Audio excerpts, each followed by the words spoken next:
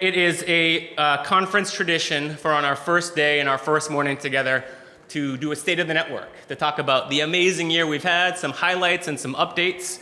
And we thought it was appropriate to ask Gail to be able to present this year's State of the Network, to be able to talk about what's happening, and super excited and honored that Gail said yes to be able to come and to present this year's State of the Network. And so without further ado, please welcome back Gail Breslow.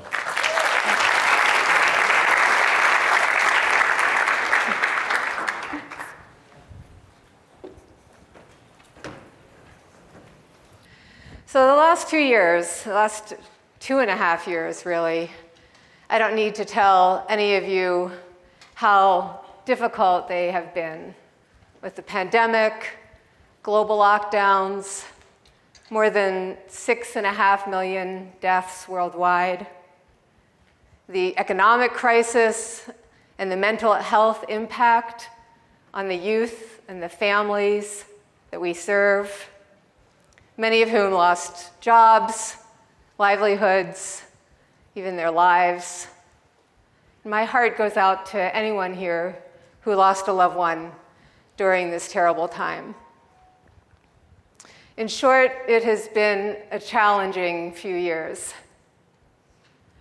But this community, the communities we all serve, this organization is resilient, and I'm proud to say that the State of the Network is strong as we begin to wrap up our third decade. It was already alluded to by Aman. This is our 29th year as an organization, and we'll be celebrating our 30th anniversary just next year. But I don't want to get ahead of myself. This is, as Brendan said, about reflecting on the year that has passed, our successes, our challenges, the work yet to be done. And when I think about 2022, I think of it as a time of resilience and also strength. And to me, it comes in three categories: growth, deepening our impact, and community building. And I want to say just a few things about each of those. Starting with growth. Here's a snapshot of our global community as it exists today. We're in 20 countries. Since the last time we've been together in person, we have new clubhouses and teen tech centers in Japan and Canada and Turkey. So welcome to all of them. We have, as of today, 80 clubhouses and teen tech centers in the United States and 40 outside the United States, with a lot more growth on the horizon. In fact, there are many people in this room who represent organizations that are just about to start their programs. So reach out to them as you see them throughout the week and let them know what they're in for. At the same time, as in prior years, we did lose a few clubhouses this past year. Either these are organizations were either from a financial perspective or from a leadership perspective that just weren't able to support the Clubhouse learning model. And at the Clubhouse Network, we believe if that's the case for you and there isn't movement in that direction on your part, then let's not have people representing themselves and representing us as clubhouses when they're not really acting in that vein. And so perhaps someday some of those organizations will return when their circumstances change. But for now, this is what we look like. And as many of you know, we've experienced tremendous growth over the past several years and will continue to experience several more years of growth, thanks in part to the big investment that Best Buy has been making with us. In fact, Best Buy has embraced the Clubhouse learning model and its partnership with the Clubhouse Network as its signature philanthropic initiative for teens. And in 2020, with the tragic death of George Floyd in Best Buy's headquarters city of Minneapolis, their CEO committed to starting at least 100 teen tech centers as part of their action on behalf of racial justice. And yes.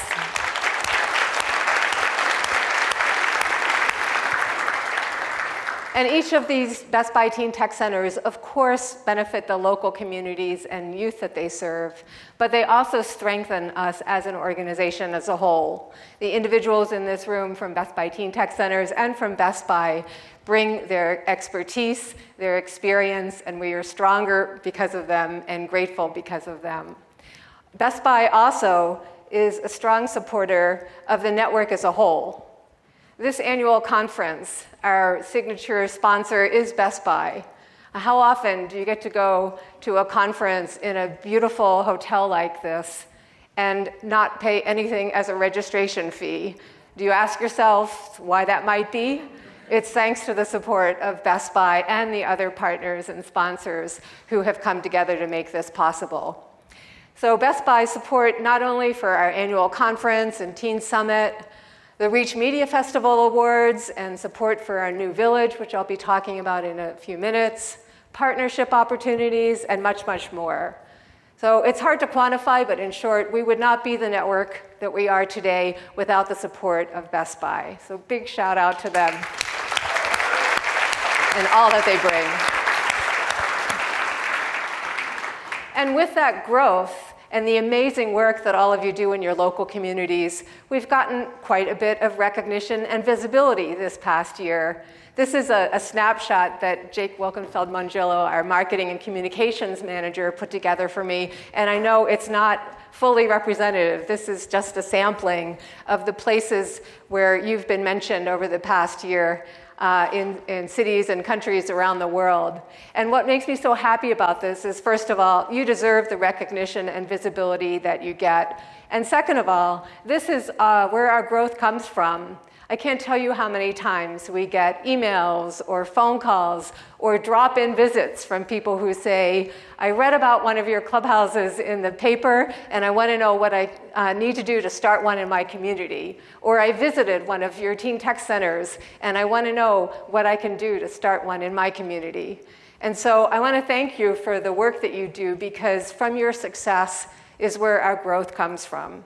And so we will be continuing to grow over the next several years, not only in the US, but outside the US, thanks to the work that all of you do in helping to get the word out and in serving your communities day in and day out. So that's a little bit about growth. Let me talk about deepening our impact. First of all, many of you know that over the past couple of years, we conducted two very important evaluations of the impact that we're having on young people's lives.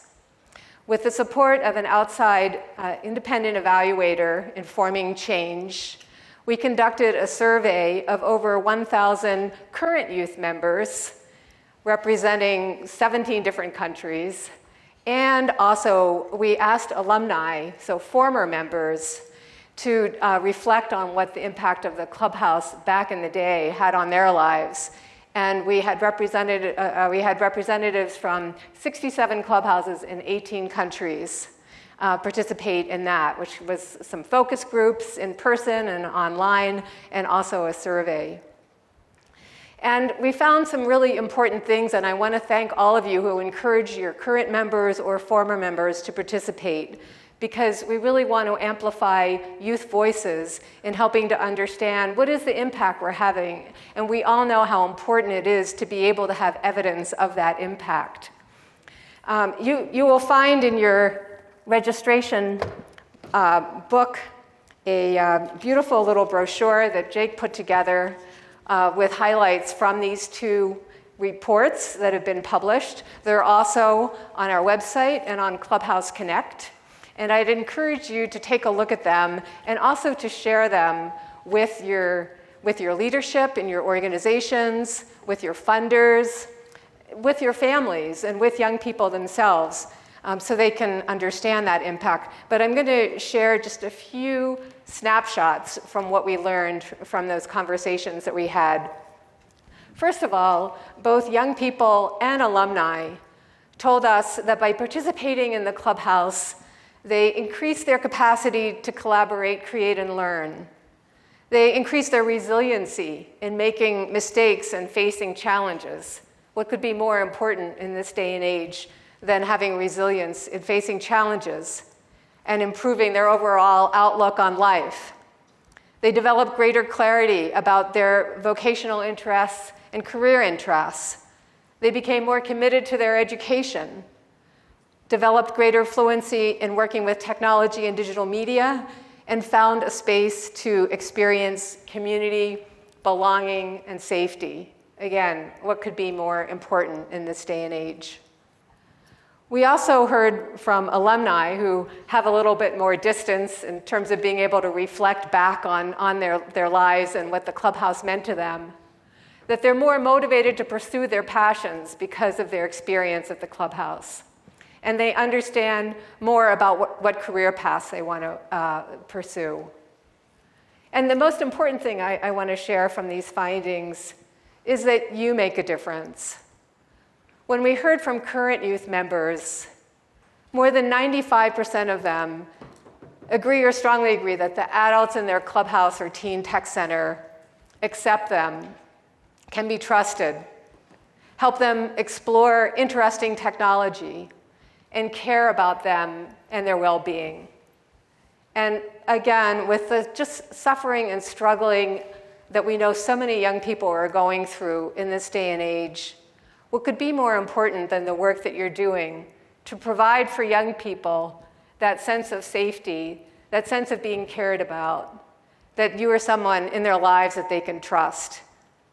So I want you to know about this because you deserve to look at yourself in the morning, every morning, and understand the impact that you're having and sustain yourselves with that, because I know that the work is hard.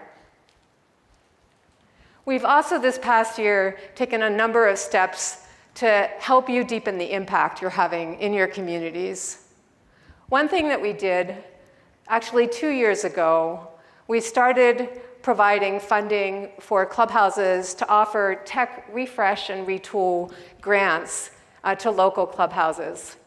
So this is something, if you're at a Best Buy Teen Tech Center and you've been open for more than a year, you have the benefit of applying for funding to freshen up your clubhouse or Teen Tech Center, to bring new technology. Maybe you saw it at an annual conference and you're like, oh my God, we have to have this back home. So 2 years ago, we were able to set aside some funding to be able to offer this same benefit to clubhouses. And I'm happy to say we're going to be able to do that again this year. Yes?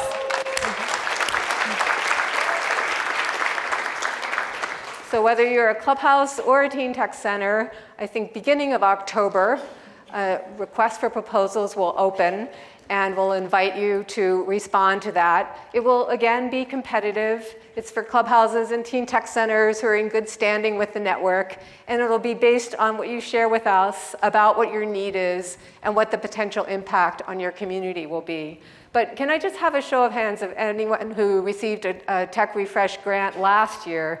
Raise your hands high. So those who didn't, take a look around. Go check in with those folks. What did you ask for? What did you write in your proposal? And take advantage of this opportunity. Again, if you've been open at least a year, you're eligible, and we look forward to hearing from all of you.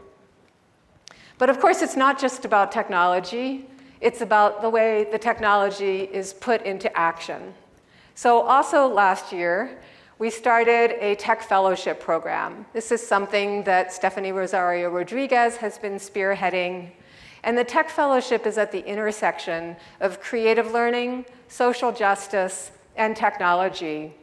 And I think you'll be hearing from this group tomorrow morning. So yes, Stephanie's saying yes, move on. So I will do that. I don't want to steal their thunder, but this is something else we've introduced not only to benefit these individual fellows, but the network as a whole. And again, you'll hear more tomorrow. There's also been quite a lot of work this past year on strengthening Clubhouse mentoring. So many of you know we have received a grant from the US Department of Justice that we coined the phrase impacts, or acronym impacts for it. We use a lot of acronyms in the Clubhouse Network. Apologies for that. IMPACT stands for Increasing Mentor Participation and Commitment to Success. And we're in the third year of our third 3-year grant from the Department of Justice. with plans to apply again next year. And there are 10 clubhouses and teen tech centers who are participating. And the goal really is to strengthen the ability of mentors in these clubhouses to help young people develop skills, skills to self-advocate, skills to problem solve, skills to plan for the future. And at the 3.0, the Impacts 3.0 clubhouses, they've seen some very impressive results. A 61% increase in active members, 29% increase in mentors, almost all of the youth feeling cared about by their mentors in their space, and an 8% increase in youth having college and career aspirations, and 10% increase in youth who feel confident in their ability to self-advocate. And that 8% number and 10% number, I know they seem low, but the numbers were already really high to begin with, and so that is a significant increase for them. But we want this mentoring initiative not only to benefit the 10 clubhouses that are participants in this cohort, but really to benefit everyone in the network. And so in your flyer, I think, or in your registration packet, you saw a flyer with a mentoring agreement template. There also will be coming out a mentor check-in template and many other resources around relationship closure and C2C that Tricia Howell at C4K in Charlottesville has been developing, along with the other participants in the Impacts group. We'll also be publishing some self-paced mentor trainings for your mentors to take advantage of at any time. And there'll be monthly summaries continuing of the deep dive conversations that the Impacts group is having around various mentor-related topics. And as we emerge from at least the height of the COVID pandemic, I know a lot of your organizations are beginning to welcome mentors back, volunteers back in your organizations. And so what better time than now than to think about how to really double down around ensuring that you have the adult support in your space to really provide each and every young person with the interests that they have, and to fulfill those interests and those needs. And I'm also excited, there have been a couple of network newses about this, so maybe you've already seen this, but we are offering our first ever mentoring course. This is something that Jen is putting together. If you have questions about it, you can speak with her this afternoon. But it'll be a chance to meet virtually for around 6 weeks. I think it's going to kick off at the end of October and go through the middle of December.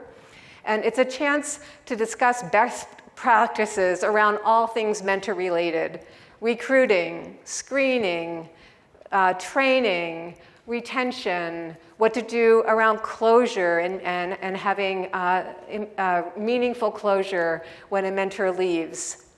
So if you're interested in learning more about how to run a program around mentoring, collaborating with other Clubhouse staff from around the country and around the world around that, and developing resources that will serve not only your individual clubhouse, but also other clubhouses around the network, please consider putting an application in. Applications are due September 23rd, which by my calculation is about 10 days away. Don't rush off and do it right now. We'll wait until the break. But again, if you have any questions, feel free to reach out to Jen over the course of the week. I think I mentioned that we have a lot of acronyms, and I think I already used the acronym C2C a few minutes ago. So for those of you who are new, C2C stands for Clubhouse to College, Clubhouse to Career. And so technically it's like C2C squared if you're a math major, but we just call it C2C. I'm excited to share that Aviva Bath has taken on responsibility for our C2C initiative writ large. So C2C, there's a rich history of C2C around the network. I think our first time of coining that phrase was 1996 or 97. So there's a lot of good C2C work that goes on in clubhouses day in and day out. But what we're looking to do is really to amplify that. And so she's in the process of putting together a C2C framework, reflecting on how C2C connect to our learning model in an intentional way, and developing supports and resources for all of you around the network.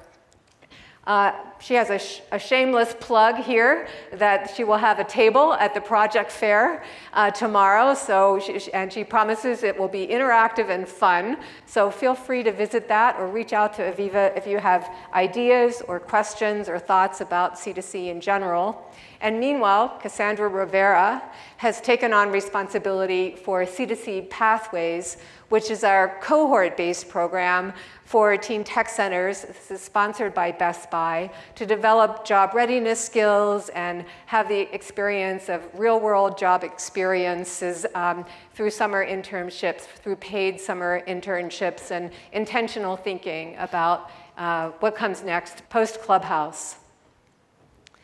I'm also really honored to share that the board of directors made the decision to invest in a higher education scholarship program, which is named in my honor, that will be, thank you.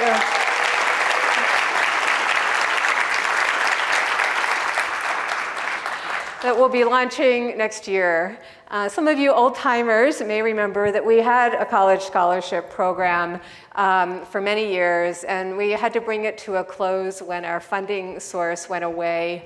Over the years, I have met so many alumni who talk about the impact of that scholarship on the course that their lives have taken. And so I am so grateful that we're able to bring this back. And this will be launched next year. And I won't say more about it because I'm obviously getting emotional about it, but very excited. And thank you to all of you.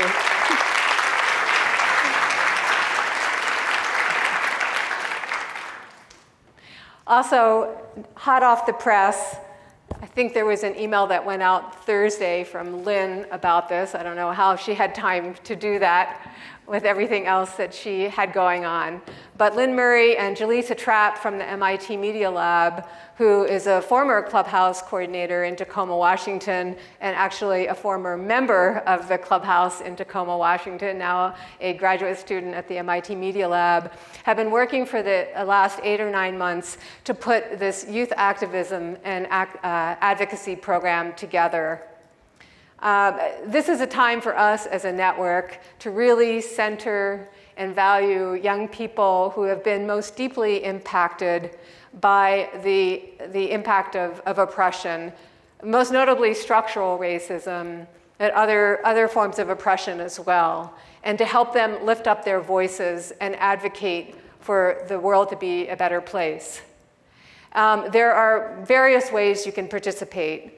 There will be a grant opportunity for 10 clubhouses from around our global network to support their youth in launching a campaign for racial and economic justice in their community and participate in a cohort to learn more about how to support young people in that effort.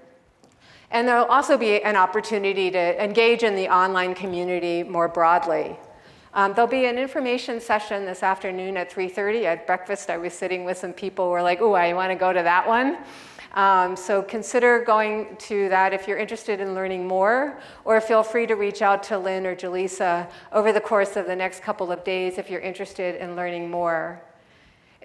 There is already quite a bit of work going on in many of your local communities and clubhouses around youth activism, and we want this effort to amplify the work that you're already doing and to expand it around the world to other clubhouses and teen tech centers and other communities.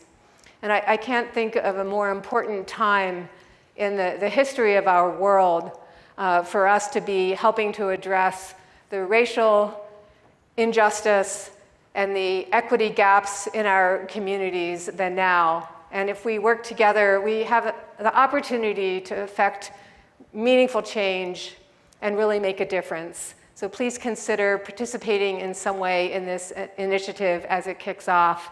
And I'd like to mention that the funding for this pilot year is coming to us from Best Buy, and another shout out to Best Buy for their support in getting this started this year. Thank you.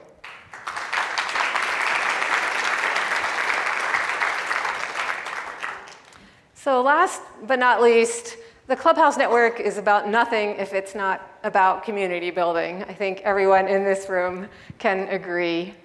And there's been lots over the last year to support that. So the first is that we held our 7th annual Global Reach Festival. REACH, another acronym, stands for Revolutionizing Expression at the Clubhouse.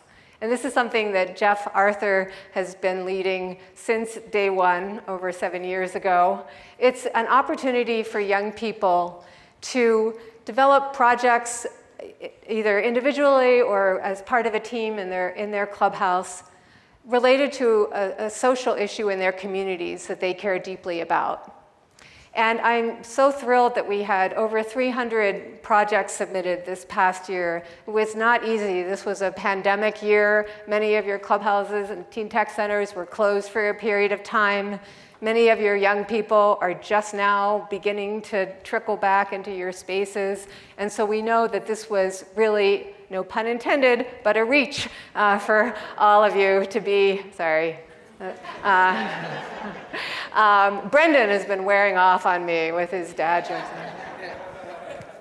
So very pleased. Can I have a show of hands of everyone whose clubhouse participated in the Global Reach Festival? Yes, thank you all so much. Again, I know that was not easy. We actually had 13,704 audience votes, which I also am really excited about, because not only is this about inspiring young people to create projects based on social purpose, but it's also about amplifying youth voices and helping bring awareness to the local issues that communities are facing. So a very important part of the Reach Festival.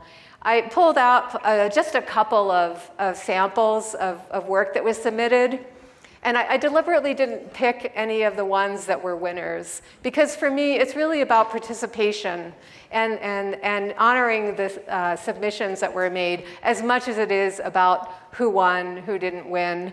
And for those of you who are new, I would encourage you to go to clubhousereach, all one word, .org if you haven't checked out projects from past years, if you're looking for inspiration or you're just having a bad day, or if you want to share with your youth what is in store for them and help them be inspired. I've been told by Jeff that the next Reach Media Festival is going to open in October, so it's not too early to be thinking about what projects you might want to submit for next year. It'll be open from, I think, roughly October till March. So again, when you get back home, I know you're all making like a to-do list, or you will be making a to-do list of things you want to do when you get back home after this conference. And please, one of them, check out prior year Reach Media Festival projects and begin thinking about how you might be able to participate in the coming year. Also, this past year, we introduced a new Clubhouse Village. So the Village is a place for young people to post their projects, to collaborate with others, to find inspiration from Clubhouse members around the world, and to communicate and collaborate, and to build community. We have just been rolling out the new Village since the beginning of the year, and it has been, I will say, kind of a slow rollout. So as of September 1st, we have almost 1,000 youth members. I'm sure by today, what is it, the 12th, we're probably over the 1,000 mark and should celebrate that. But we know that there is a lot more work to be done. In our mid-year assessment and planning reporting process, we got a lot of feedback from all of you about the new Village. And we know that we have work to do to build better understanding of how to use it and to get feedback from you as well around the Village. So in the coming months, we'll be holding some online trainings, some webinars, some listening sessions, some information sessions, because the Village is only as good as the use that we put it to. And although there's much to celebrate, and we're very grateful, as I mentioned, the funding to support the new Village came from a generous grant from Best Buy. We have a lot more work to do to make it really the vibrant, active, colorful, lively place that it was in its heyday, probably back in the I don't know, late 90s or early 2000s. So much work to be done there, again, on your to-do list of things to do when you get back home. If I would invite all of you, it is not just for young people, but also for mentors and staff to post projects, to comment on other people's projects, to communicate with youth from around the world, to communicate with each other from around the world now that you all have met each other. And the village also has a sign-in system capability, which again, will have more trainings around how to use.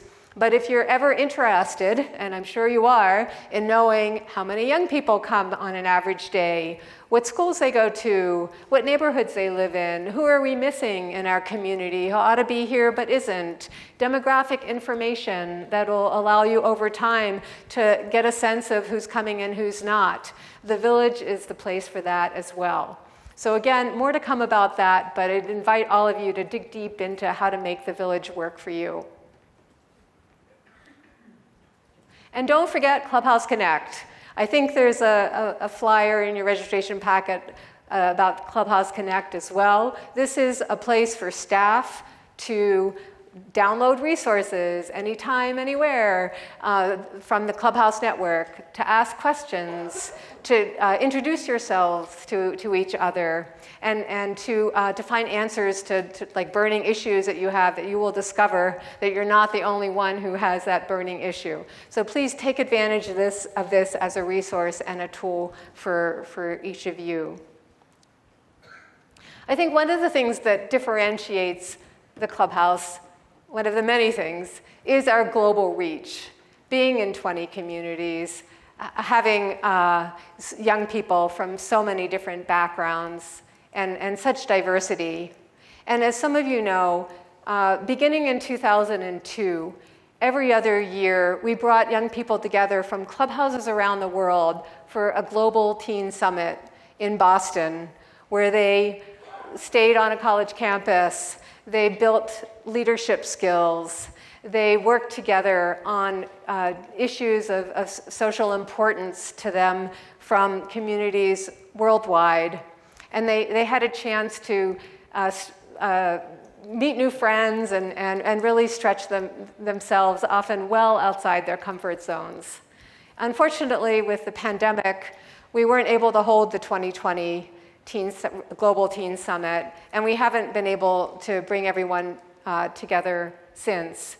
But what we were able to do this past year is bring some of you together as regions over the course of the last few months. And I have to say, I don't know, probably speak for a lot of you, these exceeded my wildest expectations.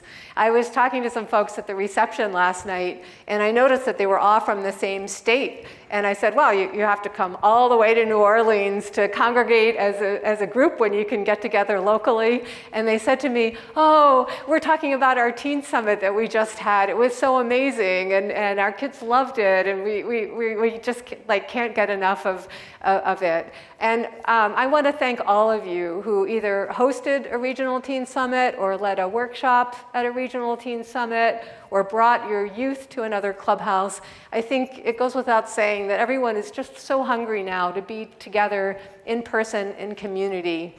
And I know these came at a very busy time for all of you, so really appreciate that you all pulled out all of the stops in order to make these happen. Yes.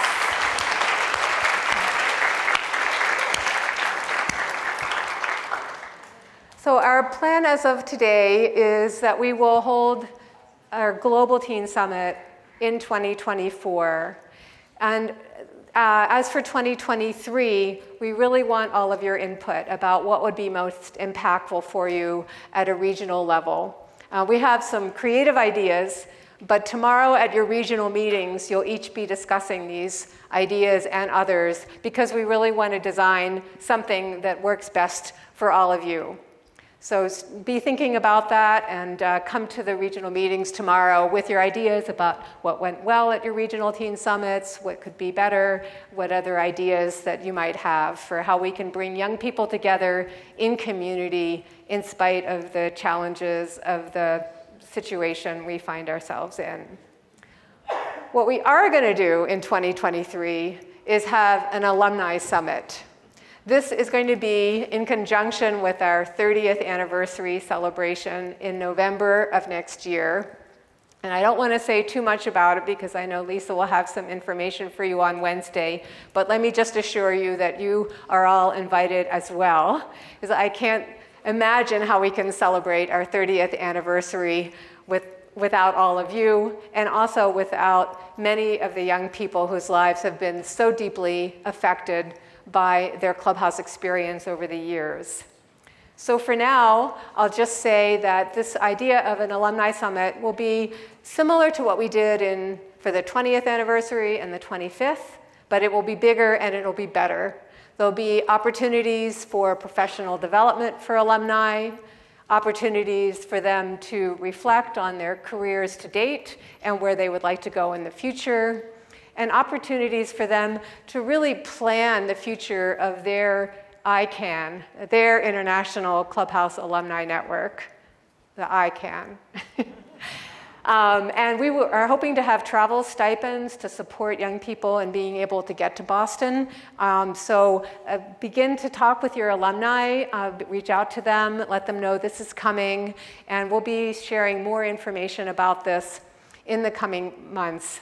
About how they can involve. We'll also be looking for them to help in the planning of this as well. So Christine will be back. Christine Monska, who's our Youth Leadership Program Manager, was already mentioned, she's on maternity leave. This is first up on her to-do list when she gets back in January. And in the meantime, if you have ideas, please reach out to any network staff member to share your thoughts. So that's a snapshot of 2022. A year of growth, a year of deepening impact, a year of community building. Which brings me to this conference and our theme for our time together this week: reinventing our futures, reimagining our world. The last year has been a challenging one. We've all experienced hardship, loss, trauma. The work that we do with young people, which was never easy to begin with, has become more difficult. And yet, in spite of those challenges, and in some cases because of those challenges, we have dug in, we've persevered, we've innovated, we've reached out to support each other, and we've deepened our work in our local communities. But it's an ever-changing landscape right now. And so the topic, the theme for the next couple of days is really to reflect on that. Where are we going in terms of our work in our communities? Where are we going in terms of technology and how it's changing, and how we can use it to support the work that we're doing in local communities? How can we address the multiple racial, economic, and social injustices in the communities we serve and in the greater world around us? So those are the questions for the next few days, and I would invite all of you to dig deep as we consider those together. Many of you have put together very powerful workshops for us to help consider those themes over the coming days. And I want to thank all of you who have done that, and all of you who will be contributing to the work that lies ahead of all of us. I hear from so many of you that this conference is a time when you leave rejuvenated, you leave revitalized, you leave re-inspired around the work that you do. And I hope that this conference is no different than others in the past have been in that regard. And I want to end today with words that I've always ended with, which is thank you. Yeah.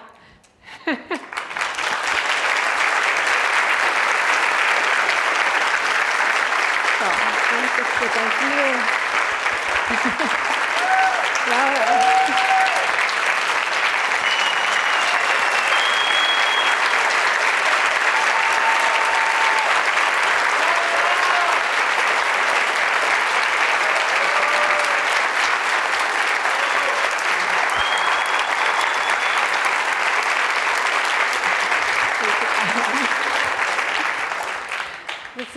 This is supposed to be me thanking you.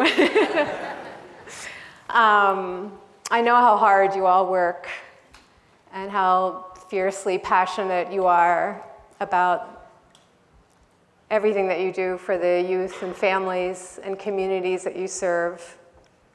And I'm sure you get the words thank you, but you can't possibly get them enough.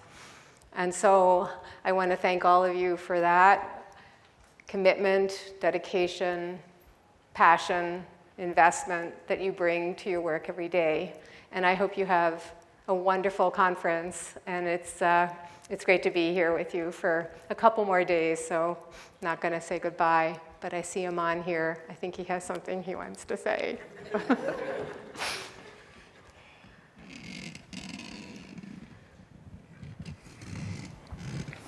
Well, you know, I gave the foreshadow that I would be addressing my connection to Gail and offering a heartfelt thanks to Gail a little later in the morning, so that time has come.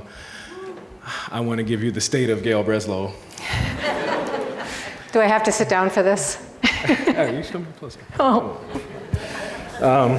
So I want to talk about how our relationship has changed since the beginning of when we start talking about, do I want to join the board, and eventually be the board chair.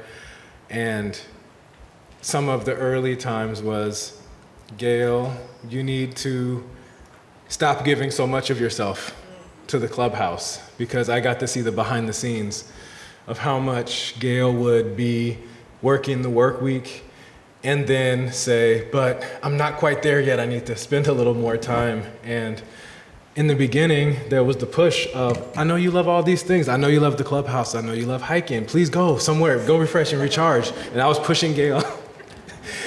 And so we get it, you're doing a great job. And so I got what I asked for.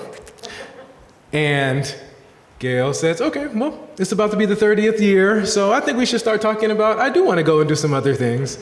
And so we inverted that and say, oh, okay, well now we're starting to plan for what comes after the clubhouse. And I said, let's do something where I want Gail to come back. I don't want to be pushing you out anymore. I want you to have a reason to come back and be giving the spirit of the clubhouse in the form of the scholarship. We named it after Gail for a reason, because if there's one way to capture all of the giving that Gail has done with her time, with her energy, her spirit, her whole being to the Clubhouse Network, a way that would allow to give opportunities even when she took my advice and we'll have more time to be out hiking.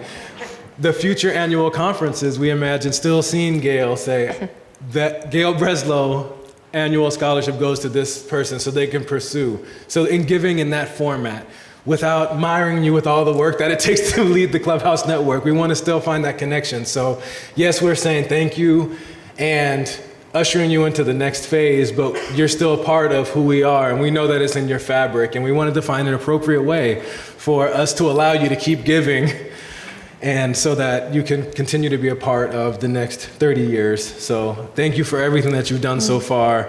We really appreciate it, and I want you all to show your appreciation and return that thank you right back to Gail. So join me in giving us the thank you for all your service.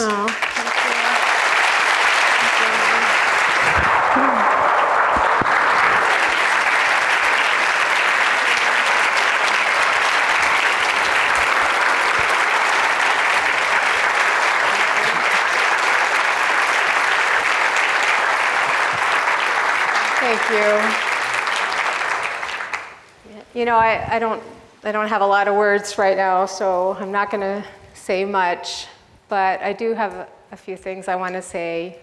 I have been hearing a lot of thank yous, but something that many of you have heard me say is that It takes a village to start a clubhouse. It takes a village to run a clubhouse. It takes a village to be a Clubhouse network like this. And so I want to offer some thank yous of my own. The first is to our co-founders, Mitchell Resnick and Natalie Rusk.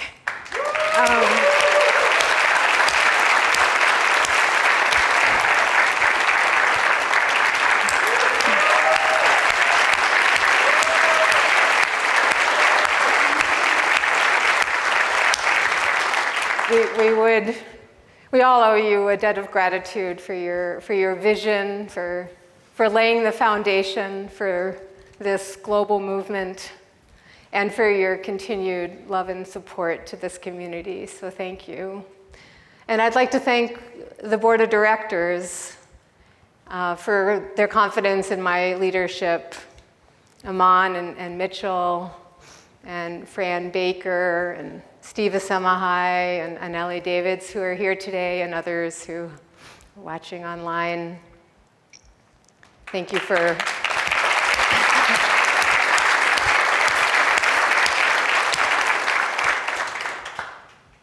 I'd like to thank all of the partners and funders who have supported the Clubhouse network over the years. We wouldn't be who we are without their support from the MIT Media Lab, the Scratch Foundation, Best Buy, iRobot, Meta, everyone over the years, Intel.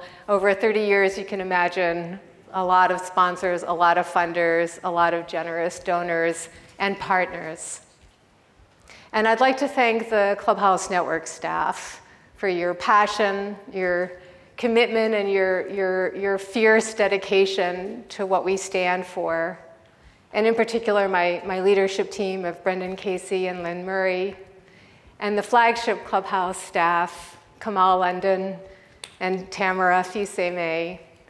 I've learned so much from all of you over the years.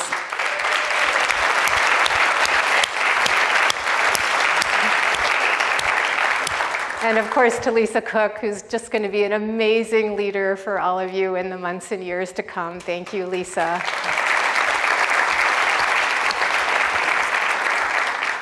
And I'd like to thank all of you for your commitment and dedication to your local communities and for being part of this work. In some cases, just newly on board, in some cases, for years and years. As I think back on my time, I've spent more than half of my adult life with the Clubhouse Network, which, given the length of my life, is actually a large number, so we'll just leave it there. And when I started, there was just one Clubhouse, and in the last 27 years, we've built this global community of hundreds of people who care about young people and providing them with opportunities for creative learning and access to caring adults and access to opportunity. And I've been hearing a lot of thank yous lately, but I want you all to know that it's just been an honor to serve this community for so many years. It's been such a privilege. I've had so many amazing experiences. I've met so many amazing people. I've made so many friendships through this work. And we have a saying at the Clubhouse, once a member, always a member. And I want you to know that I will always be a proud member of the Clubhouse Network. And I'm so grateful to have the opportunity to spend a big part of my life's journey as part of this community. Thank you all so very much, and God bless.